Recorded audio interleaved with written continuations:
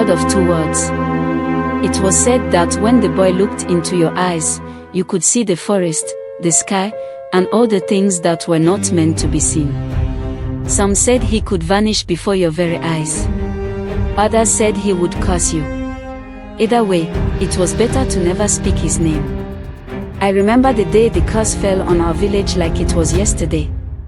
The sun was hot, the wind was dry, and we were all gathered around the fire. No one saw it coming. But the one who did it was a young girl. Her name was Amina. She was beautiful, but there was something about her that felt different. She was always alone, wandering the forest, speaking to the animals, and not caring for the things the village cared for. Some whispered that she had the touch of magic in her, and others said she was just a strange girl who didn't belong. But that was before she met him. He was a taboo, a white man. The gods had warned us long ago that our people must never mix with the white ones. It was said that they would bring a curse, an endless night, a breaking of all that was good and pure in the world. But Amina didn't listen. They say love can make you blind, and Amina was blind with it. They met in the deep forest, and somehow, against all reason, they loved each other. But love between the two was forbidden. The elders warned her. The gods spoke through the winds, and the earth trembled beneath our feet. But Amina's heart was heavy with a secret that no one knew until it was too late. Months passed. Then, one morning, a baby was born.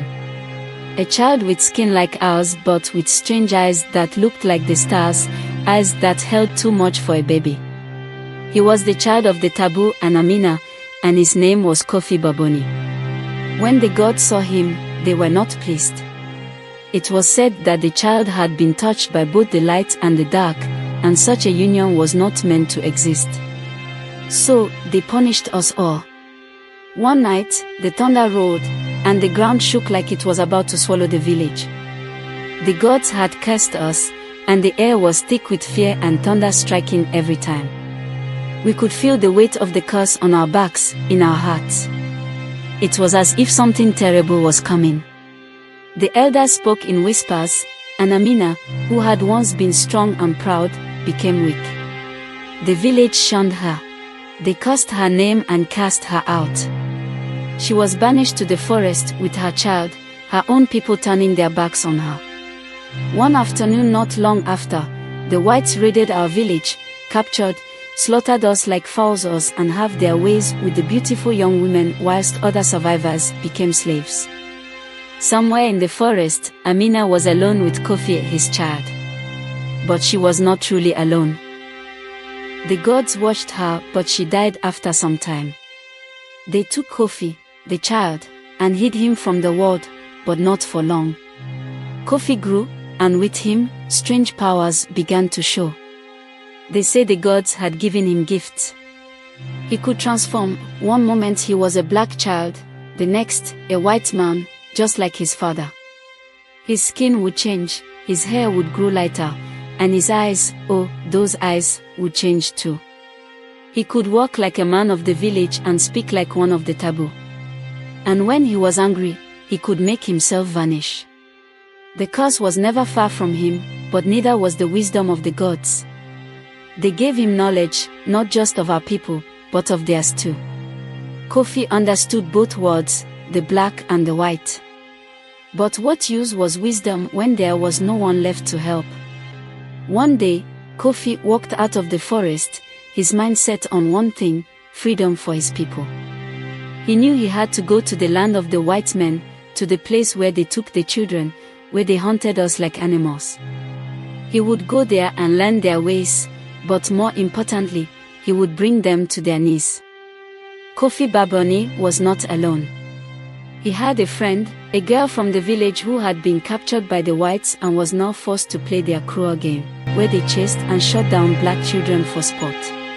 This girl, scared and broken, had been freed by Kofi, his invisibility power making it possible. For 5 minutes, Kofi could touch anything, and it would disappear. Nothing could stop him. With his friend at his side, Kofi traveled far. They crossed rivers, climbed mountains, and walked through lands where no one looked like them. But Kofi's powers gave him courage. He was not just a child anymore, he was something more, something the gods had made. I was there when they arrived at the white man's land. I saw them stand on the shore, gazing at the land that was not theirs, feeling the weight of everything they had to do. Kofi had changed. He was not just the boy from the forest. He was a man with the strength of the gods behind him. When he stepped into the land of the white men, everything seemed to stop. The air was different, heavier. The silence was deafening. They came for him first, the hunters, the men who chased and killed. But Kofi was ready. He used his gift of invisibility, and for 5 minutes, he became a ghost. He moved through their camp like a shadow, freeing those who were trapped. He showed them the world they did not know, a world where they had no power. And when the 5 minutes were up, he left them shaking and afraid, their guns useless, their cruelty known for what Kofi had become. Kofi's journey did not end there. He fought, and the battle was fierce. Blood-soaked bodies littered the ground, cries of the fallen echoed through the air. Kofi transformed into the white man, his eyes blazing with determination. He charged forward, sword slicing through enemy ranks. Amina fought alongside him, her spear deadly. The white men were taken aback by Kofi's powers. They had never seen anything like it. One moment he was black, the next white. His invisibility power allowed him to strike from the shadows. But the white men would not go down without a fight. Guns blazed, horses screamed.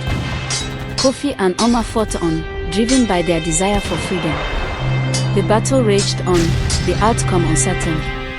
Kofi's sword clashed with the enemy leaders. The leader fell, begging for mercy. Kofi showed none. "You should not have come here," Kofi said, his voice cold. The leader's cry was silenced by Kofi's sword. The battle was won, but at what cost?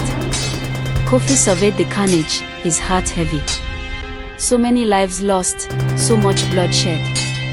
But amidst the sorrow, there was hope. Kofi had freed his people, shattered the chains of slavery. As he stood victorious, the God spoke to him. "You have done well, Kofi. You have broken the curse. But remember, love is the greatest power of all." And Kofi knew that his journey was far from over. He would continue to fight for justice, for freedom, for love.